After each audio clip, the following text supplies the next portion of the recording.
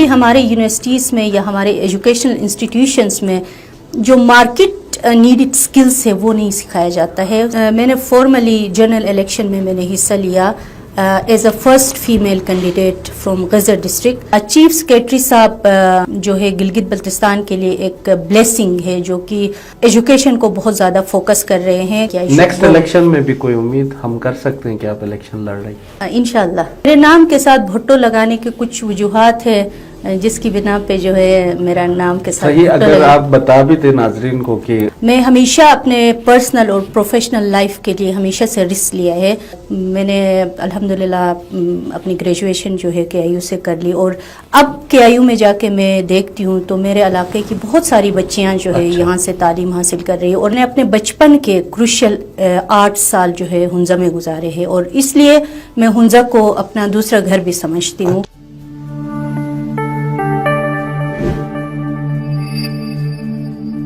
بسم اللہ الرحمن الرحیم. گلگت میڈیا نیٹ ورک کے پروگرام مذاکرہ کے ساتھ میں ہوں طاہر رانا. ناظرین، آج آپ کی ملاقات ہم ایک ایسی خاتون سے کروائیں گے جو گلگت بلتستان کے پسماندہ علاقے فنڈر سے نکلی، اعلیٰ تعلیم حاصل کی اور آج گلگت بلتستان کی مختلف محکموں کے اندر یا مختلف شعبوں کے اندر خدمت کر رہی ہے. ہمارے ساتھ آج اسٹوڈیو میں موجود ہیں شہناز بٹو صاحبہ، جنہوں نے جنرل الیکشن میں گلگت بلتستان میں حصہ لیا اور ان چند خواتین میں یہ بھی شامل ہیں جنہوں نے گلگت بلتستان کی سیاست میں باقاعدہ شامل ہو کر الیکشن کنٹیسٹ کیا. ساتھ ساتھ انہوں نے ایجوکیشن کے اندر بہت سارے محکموں کے ساتھ ایون انہوں نے سوات، پاکستان کے دیگر جو علاقے ہیں کوئٹہ میں اور آغا خان یونیورسٹی کے ساتھ بھی ایجوکیشن کے لیے کام کیا اور آج کل یہ روپانی فاؤنڈیشن کے سٹیم پروجیکٹ کو لیڈ کر رہی ہیں. آپ کو ہم خوش آمدید کہتے ہیں. آپ ہمارے پاس آئیے، آپ تشریف لائی. آپ سے میرا پہلا سوال یہ ہوگا کہ آپ نے اپنا تعلیمی سفر کہاں سے شروع کیا تھا؟ ظاہر ہے آپ ایک گلگت بلتستان کے ایک پسماندہ علاقے سے بلانگ کرتی ہیں، بیک ورڈ ایریا ہونے کی وجہ سے تعلیمی کتنی مشکلات ہوں گی، تو اس سارے عرصے میں جو تعلیمی آپ کا دور رہا وہ کس طرح کا رہا؟ بسم اللہ الرحمن الرحیم. تھینک یو سو مچ رانا صاحب and GMN team for providing me the opportunity to talk about my journey.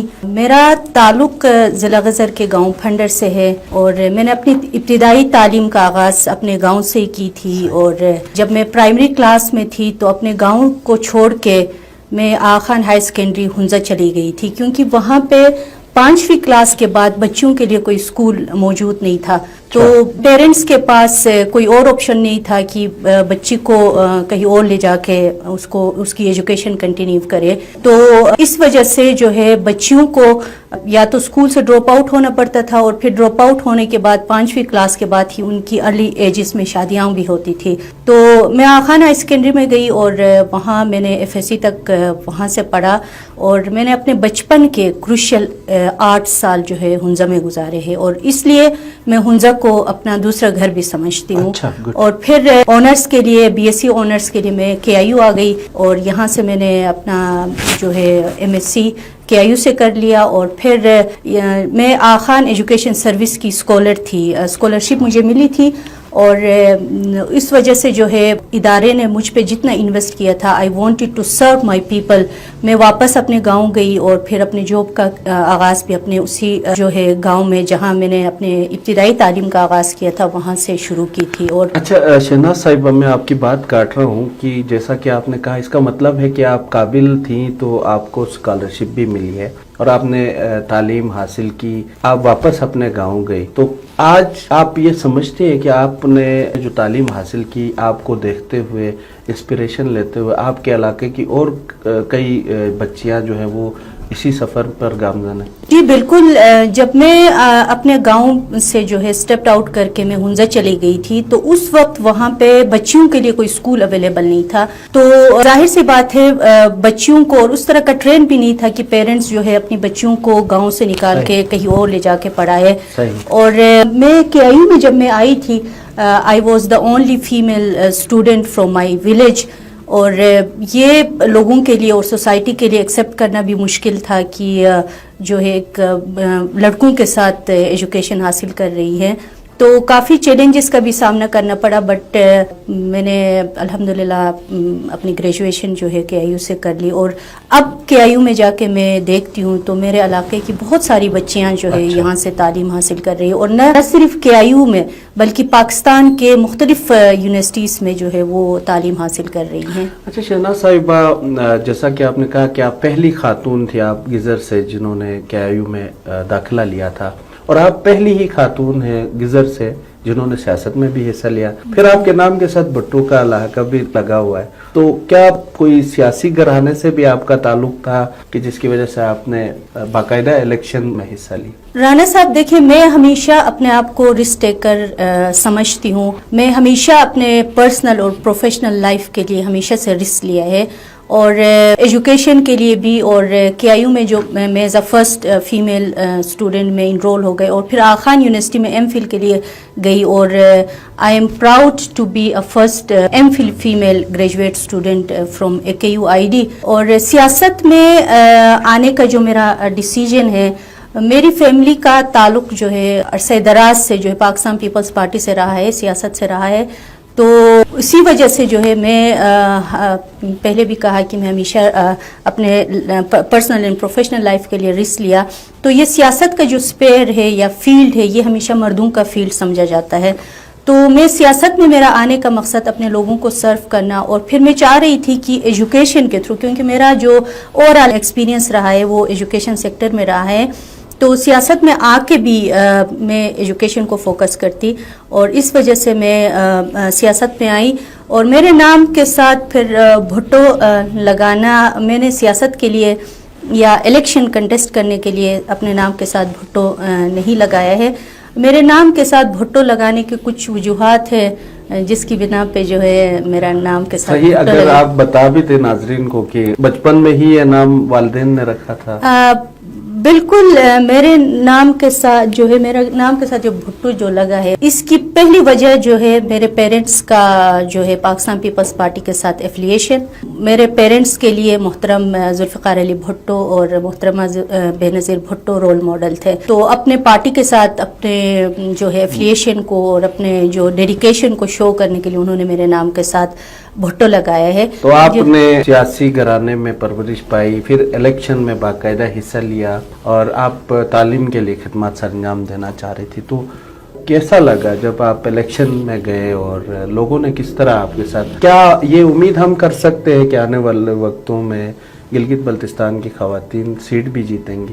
Election میں نے فارملی جنرل الیکشن میں نے حصہ لیا as a first female candidate from Ghazar district, though it was very challenging being a female to contest election and campaign کے لیے ڈور to door visit کرنا، کیونکہ پہلے بھی میں نے بولا کہ یہ جو فیلڈ ہے یہ مردوں کا فیلڈ سمجھا جاتا ہے، اور مطلب میں پہلی دفعہ اس طرح سٹیپ لے رہی تھی، جو ہمارے سوسائٹی میں پرسپشن جو بنی ہے یا ہمارے جو اسٹیریوٹائپ نورمس ہے وہ الاؤ نہیں کر رہے تھے کہ خاتون کا مردانہ کام، اور مرد کو ہمیشہ پاور آف دا سوسائٹی اور پاور آف دا ہاؤس کہتے ہیں، اس کی طرح کام کرنا was a challenging task for me, but الحمدللہ مجھے جیت اور ہار کی فکر نہیں ہے، بٹ اس مشکل فیلڈ میں نے قدم رکھا، اور انشاءاللہ میرے اس سیاست میں پارٹیسپیشن کی وجہ سے میرے علاقے کے اور دوسرے علاقے کے ڈسٹرکٹ کے وہ بچیاں جو سیاست میں آنا چاہتی ہیں ان کے لیے ایک راستہ اوپن ہوگا، اور یہ ایک پیراڈائم شفٹ بھی ہم کہہ سکتے ہیں کہ لوگوں کے لیے انشاءاللہ مجھے امید ہے ان فیوچر جو ہے بہت ساری خواتین جو ہے سیاست میں پارٹیسپیٹ کریں گے، مشکلات آئیں گے لیکن ہمیں ہمت نہیں ہارنی چاہیے۔ اچھا ساتھ یہ بھی بتاتے، ظاہر ہے آپ نے خود بتایا کہ والدین کا تعلق پاکستان پیپلز پارٹی سے تھا، تو کیا آپ نے پاکستان پیپلز پارٹی کے پلیٹ فارم سے الیکشن کنٹیسٹ کیا؟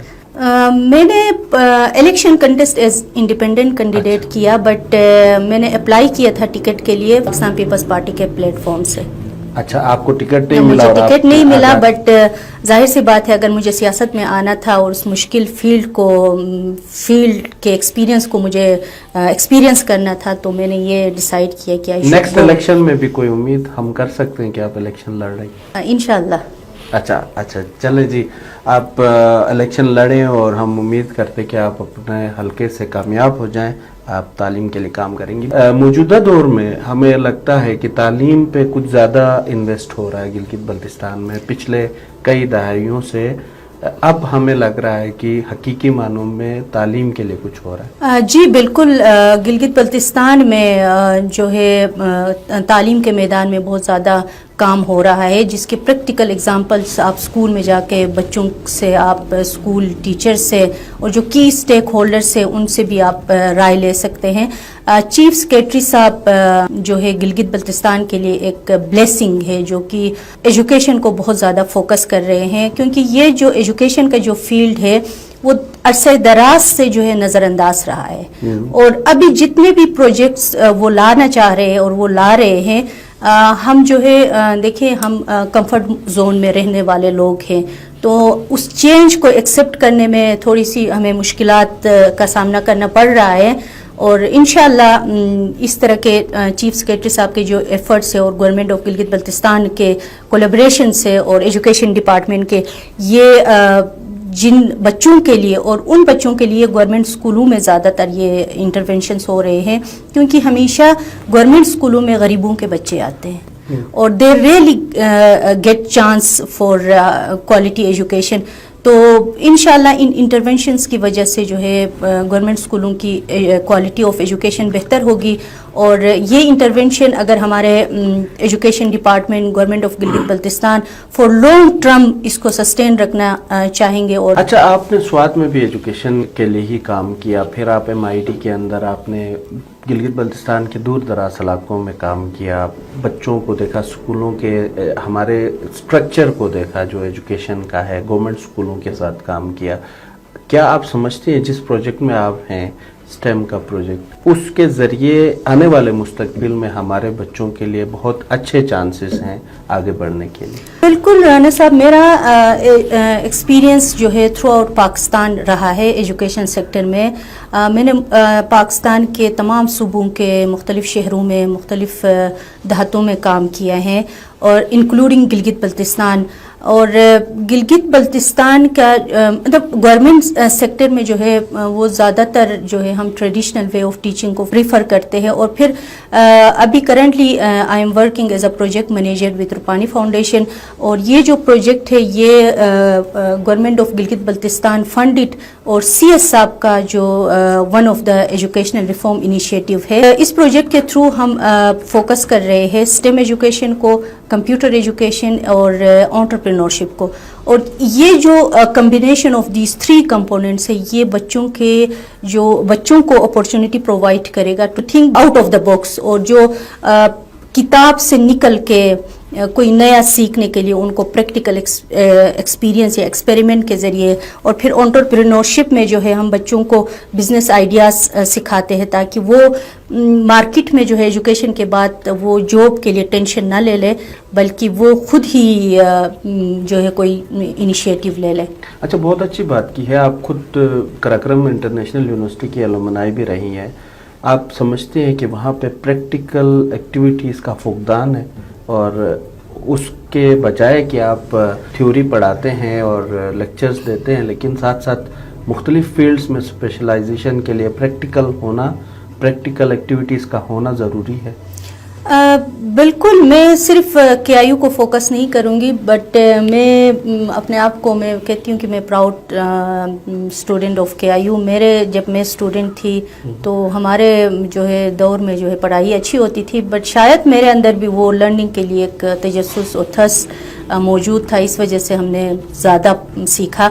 यूजुअली हमारे यूनिवर्सिटीज़ में या हमारे एजुकेशनल इंस्टीट्यूशंस में जो मार्केट नीडेड स्किल्स है वो नहीं सिखाया जाता है, सिर्फ वो फोकस करते हैं कोर्स कंप्लीट करने को, बिल्कुल एग्जाम पास करने के लिए। तो वो एग्जाम पास या कोर्स कंप्लीशन में जो है स्टूडेंट्स को जो मच नीडेड या मॉडर्न जो वर्ल्ड के लिए जो स्किल्स की ज़रूरत है वो सिखाई नहीं जाती हैं। तो मेरा अभी भी इस प्रोजेक्ट के थ्रू मुख्तलिफ हमने टीचर्स हायर किए हैं, उनसे इंट्रैक्शन, और मुख्तलिफ यहाँ KIU के स्टूडेंट्स मेरे पास आते हैं, तो उनको वो रिसर्च स्किल्स वगैरह उनको नहीं अभी भी وہ فائنل سیمسٹر میں ہوتے ہیں لیکن ریسرچ سکلز ان کو وہ لے کر رہے ہیں، تو ہمیں زیادہ پریکٹیکل اور اسکل بیسڈ ایجوکیشن کی طرف فوکس کرنا چاہیے ہمیں. صحیح ہے. شہناز صاحب، آخری سوال آپ سے یہ ہے کہ بہت سارے آپ کام کرتی ہیں اور اس دوران آپ کی ہابیز کیا ہیں؟ مطلب آپ کی پرسنل ہابیز بھی ہوتی ہیں کہ کسی کو کہانیاں پڑھنے کا شوق ہوتا ہے، کسی کو پوسٹ کارڈ رکھنے کا. آپ کی کیا ہابی ہے؟ کوئی شاعری وغیرہ بھی کرتی ہیں؟ میرے زیادہ تر جاب کے ساتھ مجھے تو ٹائم بہت کم ملتا ہے شاعری اور وہ میرے ہابیز نہیں ہیں، بٹ میں فارغ وقت میں بھی نئی کوئی ایجوکیشنل ریلیٹڈ بکس آرٹیکلس میں پڑھ لیتی ہوں. اور اگر مجھے اتنا فارغ ٹائم میں کوئی ٹائم ملتا ہے تو میرے ارد گرد کہیں پہ اسکول چلڈرن ہیں تو ان کو میں تھوڑا سا ایجوکیشن کی طرف لانے کے لیے ٹائم دے دیتی ہوں. اچھا، زبردست. تو آپ کی ہابی میں ریڈنگ آپ نے بتایا، اور جی. ساتھ ساتھ آپ ان بچوں کو تعلیم کی طرف راغب کر رہی ہیں جو اسکول سے باہر ہیں. جی بالکل. آپ کا بہت شکریہ، آپ نے وقت دیا. تو ناظرین، آپ نے گفتگو سنی شہناز بٹو صاحبہ کی، اور طویل گفتگو رہی. مختلف حوالوں سے ان کی شخصیت، سیاست کے حوالے سے بات کی، ساتھ ساتھ ایجوکیشن کے لیے ان کی خدمات ہیں. سماجی کارکن ہے اور ایک عرصے سے جد و جہد میں ہے، اور ہم پر امید ہے کہ یہ آگے جا کے اپنے حلقے کے عوام کے لیے خاص طور پر اور گلگت بلتستان کے لیے خدمت کا ان کو موقع ملے گا، اور یہ ایک اچھی پولیٹیشین، یا آپ سمجھے کہ ایک اچھی نمائندگی کر سکیں گی گلگت بلتستان کی. مجھے اور شہناز بٹو صاحبہ کو اجازت دیجیے. اپنا بہت سارا خیال رکھیں. اللہ نگہبان.